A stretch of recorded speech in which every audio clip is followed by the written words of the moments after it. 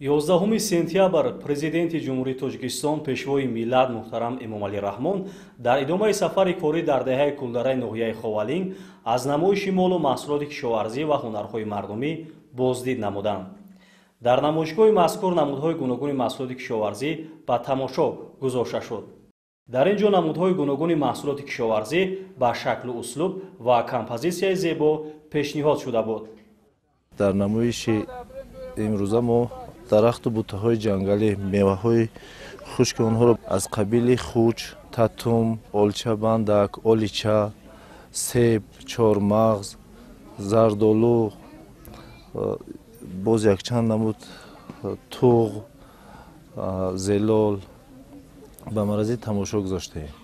аслан иқлими ноҳияи Ховалинг бисёр як иқлими мӯътадил мебошад. Бод ҳавои бисёр хуб дорад. дар ин ҷаҳат тамоми дарахту бутаҳо хуб сабзиш мекунанд.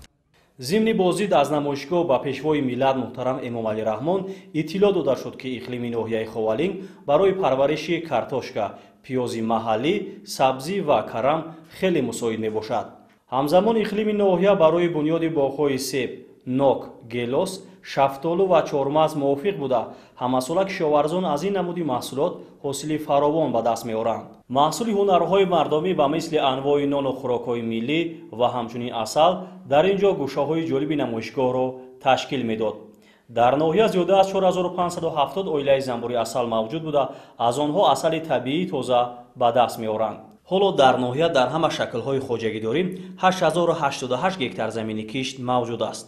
кишоварзону боғдорон маҳсулоти мавсимии худро ҷамъоварӣ намуда, аз он як қисматашро ба фурӯш бароварда ва боқимондаро барои зимистон захира менамоянд.